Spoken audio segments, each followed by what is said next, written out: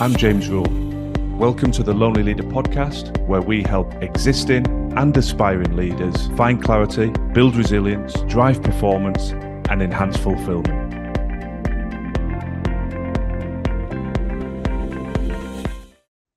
Whenever I hear the phrase, "oh, they're so lucky," or "you are so lucky," I find it quite jarring, and I'm hearing it more and more frequently. And whenever that phrase is used, I think it does us a disservice on a multitude of levels. First and foremost, we're dismissing somebody else's success. And by doing that, we remove the learning opportunities that we could be accessing. And secondly, we are excusing ourselves for not taking action. What do I mean by this? Well, if we say, look at that person over there, they're so lucky, then we remove any pressure from ourselves to say, oh, look at that person over there, they've been really successful. I wonder what it is that got them there. I wonder what I could learn from them. I wonder what I should be doing to replicate that level of success in my life. No, none of those questions follow because we put it down to some mythical entity. It's luck. Well, they've had luck. I've not been touched by the same luck, so it is what it is. And I hear that so often. I've had it directed towards me. I see it directed in conversations. And when somebody mentions it, there's almost a shrug of the shoulders. Oh, yeah, they're so lucky. And the conversation moves on. And so I wanted to be deliberately challenging on this because I actually think luck is a little bit of a delusion. I'm not saying there isn't good luck in the world and we can't experience luck, but there's a phrase from Gary Player, one of the most famous golfers in the history of the sport. He won, I think, over 9 major championships and he competed for decades. One quote that's always stuck in my mind from him was, "The harder I practice, the luckier I get." The harder I practice, the luckier I get. And that would come out when people would reference a wonderful shot, some unbelievable act of skill or inspiration. And people say, wow, that was lucky. That was lucky that you were able to execute that shot. And that's what made the difference. And he would naturally respond, well, no, that's a shot I've practiced thousands of times to allow me to execute it on the biggest of stages. And I think that simple quote is such a great way to look at luck. The harder I practice, the luckier I get. I want to just put some context behind this, why I'm so passionate about this notion that actually we can make our own luck, by touching on a couple of pivotal moments in my own life. Now, I know from feedback from clients, from listeners of the podcast, that you like and enjoy the sort of authentic insights. I'm always a little bit nervous about doing it because you worry about appearing somewhat arrogant and look at me, look what I've done. But for those of you that know me, for those of you that have listened to a number of the episodes now, I hope you can see that these are brought to the fore with absolute sincerity, and in no way, shape or form am I saying, look at me, because I am acutely aware there are millions of people, billions of people, no doubt, who are doing far more impressive things. But I just wanted you to have the insight as to why I'm so passionate about this. And I think my sporting chapter I'll touch on first. At a young age, I had a real passion for rugby. I love to see people stepping out on the television wearing the white England shirt, representing the country, the big red rose on the chest. And that had an allure. I wanted to do it. And as you work through school in the UK, there's a pathway to follow. You get picked for your county or state. You then get picked for your region. In my case, the north of England, it would be the county of Yorkshire, the north of England. And then if you're successful beyond that, you get picked for your country to represent England. And the age grades start at 15 and 16, and then there's another batch at 17 and 18. And I wasn't able to crack that and get into that area. And I heard lots of my peers saying, oh, it's not fair. They're so lucky. It's the same people picked every year. It's because their school teacher is one of the selectors. And there was all this rhetoric about luck and lack of luck. And I didn't know what I didn't know at that age. But something inside me said, well, just work hard. I'm not the most skillful. I'm not the best player. I was acutely aware of that, but I can go out for a run. I can do some press ups. I can do some pull ups. I can just look after myself and try and be as well conditioned as possible. So eventually, I managed to crack that and get into the England under 21 side. Now, if you line my career up against other rugby players, it's so insignificant. There are people that have gone on and played hundreds of times for their full national side, won World Cups, etc. But for me, that moment of pulling on that white shirt for the first time, singing the national anthem, running out and representing my country was immense validation that actually hard work has created this opportunity. And that then led me into being a professional rugby player. Would I have liked to have played professional rugby for a longer period of time? Absolutely. Was I good enough? No. On reflection, not to sustain a career at the level I would have hoped for, but I still got to that point. And so the validation of the theory for me was I wanted to achieve something. I wanted to represent my country. On that journey, the sport went professional. There was an opportunity to do that both in the UK and France, and I embraced that opportunity. Now, stepping out of sport, anyone that knows my backstory knows I then went into the commerciality of sport. I worked as a commercial director, and I ultimately worked my way up to becoming a chief executive. Now, in that role and in that former chapter that I've alluded to, people would say, oh, well, you're so lucky. I managed to get into the chief executive role at a young age. I think I was 27, turning 28. And I often heard people say, well, he's lucky. He's obviously, he knows somebody, he's been given that opportunity to get it at such a young age. That's just luck. And I used to find that irritating. That was my ego. Obviously I'm much more mature and worldly wise now to sort of say, hang on, words are inconsequential, control the controllables and take care of doing the job to the best of your ability. But as a young man, I used to bristle a little bit when people would say, well, you're so lucky, because there's a backstory to that. When I was in that commercial role, I took it upon myself to absolutely immerse myself in every facet of what was going on at the club, to become a student of the business operation behind the organization. I was spending time with finance, with the education teams, with the retail teams, way beyond my commercial remit, because I wanted to understand. I took the counsel from my best friend. He's still my best friend to this day. And he said, you cannot execute what you are proposing. It is career suicide. You will be sacked. But I took my thoughts, my vision to the board and made a proposal of where I thought the club could go and the role I could play. Now, naturally, that was a difficult conversation. I had to be very careful not to be accused of insubordination and disrespect to the incumbent CEO. But long story short, the vision was accepted and I moved into that CEO position. What I'm trying to stress with these two examples is there wasn't much luck in it. It was a creation of opportunity based on hard work and a willingness to step out of my comfort zone. Those conversations with the major shareholders of the organization were difficult. I knew full well, as my best friend counseled me, I could be accused of arrogance. How could somebody at a young age be doing this role, etc. But it worked out. So I use that just to try and bring this to life. I am not dismissing luck. I hope you have as much luck in every aspect of your life as you could possibly wish for. But let's not sit on our hands waiting for luck to steer us through life. Let's be willing to take control and do whatever we can to do the work to increase the likelihood of that luck arriving at our door. Back to Gary Player. The harder you work, the luckier you get. So what do we need to do within that work component that he's alluded to? Because you might say, well, I'm not a professional golfer. What's that got to do with me? Fair challenge. Let's make it more relevant to you, irrespective what role you are or what level of seniority you are currently operating in. So my first tip would be prepare irrespective of any guarantee.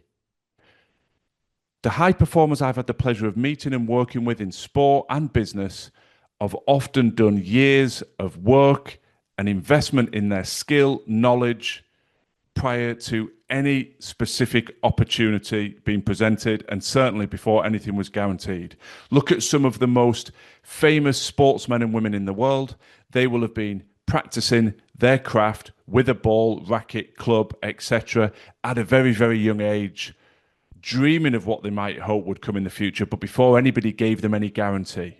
I think it's very, very transferable into business. What can you learn about your role, your organization? How can you invest in you? How can you develop your knowledge and skill so that you are prepared when opportunities present themselves, rather than the trap that a lot of us fall into? Well, if you give me a specific guarantee that if I do A, B, C, I will get to position X, then I'm willing to do it. Well, then we're waiting for position X to come along. Why not re-engineer this? Invest, prepare as effectively as you can so that when something arrives, an opportunity presents itself, there's no preparation needs to be done. You put yourself forward. I'm ready. Let me apply. I've already done the work.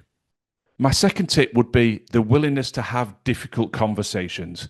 This is a real Achilles heel in modern society. I'm seeing it day in, day out, all around the client base that I'm working with, multiple countries, multiple organizations, public, private sector, it doesn't matter. The people who are lucky, who are progressing, are having those difficult conversations, and they can take a multitude of formats. It could be challenging upwards, challenging to the people that you report into. It could be challenging your direct reports. It could be peer to peer. It's an ability to hold people to account. It's an ability to say, hang on, are we on track? Wherever those conversations need to be had, it's so easy to say, oh, I hope this just resolves itself. I'll keep my head down. I'll keep working, and hopefully there's a solution around the corner. No, be proactive. Open the doors yourself. The more you challenge upwards, the more you are professionally respectful, but you are challenging the people you report into, the more you enhance your brand, the more they can see your capability, your motivation, your potential, the more opportunities will come your way. I've had a multitude of staff over the years that has been an absolute pleasure to promote. Did I have an all-seeing eye across everything they were doing? No. But they were willing to challenge. They were willing to have those difficult conversations. So they put themselves very much on my radar. So be willing to have the difficult conversations wherever they need to be had. It will enhance your profile. It will enhance the perception people have of your readiness. And it will massively increase the likelihood of new opportunities coming your way. The third tip is be willing to make the sacrifices that others quietly decline. Before I dive into this point, anybody who knows me, anyone who's listened to the back catalogue, knows how passionate and how focused I am on the importance of recovery. It's a non-negotiable. So I am not advocating you burn yourself out, you work 18-hour days, there's no downtime, there's no social interaction. I'm not saying that. However, there are sacrifices. There are things that you need to do both from your mental and physical health perspective and also from your career development perspective that will give you a higher likelihood of the success you aspire to have. Sport's an easy example. Some of the most high-performing individuals that we all admire, whether it's in tennis, football, baseball, netball, hockey, it doesn't matter. When you actually unpack the backstory, you hear about discipline. Tom Brady, someone that many people will admire, 7-time Super Bowl winner in the NFL, is a great story for anybody, whether you're a sports fan or not, because when he went through the draft system, as you probably know, they pick players in order of preference. He was number 199th in the draft. 198 people, opportunities were taken prior to he getting his chance. Now, I love that because people said he wasn't quick enough, he wasn't sharp enough, he wasn't good enough, and he went on and won 7 Super Bowls. And if you ever listen to him talk or look at some of the interviews that he's done, discipline is central. He will have sacrificed so many things to stay at that level. So I am cautious in this because when people hear of this, they just think it's relentless intensity. But no, it's a discipline to look after yourself. It's a discipline to focus on the things that clear out the mental clutter. It's a discipline to stay present and connected with loved ones so that you restore the energy bank that allows you to step back into work. It's not just about relentless grind. It's about what do I need to stay focused on and what am I going to sacrifice in order to get the best out of myself. That's a very nuanced position, but I'm sure as you hear me speak, you'll be thinking already, there are certain things I should be saying no to. I shouldn't be overcommitting to certain engagements. Or on the flip side, I should be committing to something because it will pull me closer to those that I love. So I don't want to over elaborate this, but the principle is make the sacrifices, have that discipline, and it will increase the likelihood of luck visiting you in the future. My final tip is very much built into the previous one, and that's showing up consistently.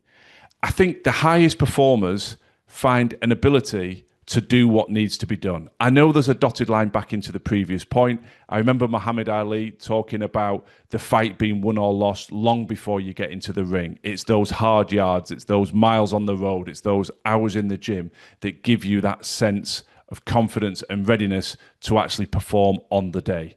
So we're all human beings. Please do not think, oh, it's discipline is I leap out of bed every day, I'm locked, ready to go, super focused, highly effective, highly productive. No. Plenty of us have periods where we're a bit disempowered, we're in a bit of a funk, but it's being able to consistently show up in those moments. Do what needs to be done. You might be trying to write a book. You're struggling. Sit down with a coffee at your keyboard and just get some words on paper. You might be trying to prepare a podcast. I can relate to this. It's just not flowing. Sit down and just brainstorm out the idea a little bit and it will start to connect. You may know you've got a difficult conversation coming up, but you're kicking it down the road. Sit down and flesh out the key points you know you need to say. So that consistency is another key step. Showing up, even when your motivation may be a little bit lower, tapping into that discipline and doing what needs to be done. There's just a handful of points that I want to leave you reflecting on today. And just as an almost sort of mini challenge as we're bringing this episode to a close, have a think about people that you admire. Have a think of the most successful people you know in your professional world, in your social circle, perhaps people you're working with or people that you've worked with in the past. Have you got somebody in mind? Now, have you ever said as a side note, oh, they're so lucky? Maybe you have, maybe you haven't. But when you think of somebody that's successful, anchor that in and consider reaching out and having a conversation with them. So many people miss the learning opportunities that present themselves each and every day. If there's somebody in mind now from those questions I've just asked, it's because you respect them. You respect them because they've achieved things that are important to you. We're all different. The names in your mind will be different to the names in my mind. Of course they will. But if there's somebody you respect, reach out to them. Don't dismiss their story as luck. Find out what you can download and what you can learn from them. I shared my backstory. Again, I'm very cautious about that because I don't want to say, wow, look at me.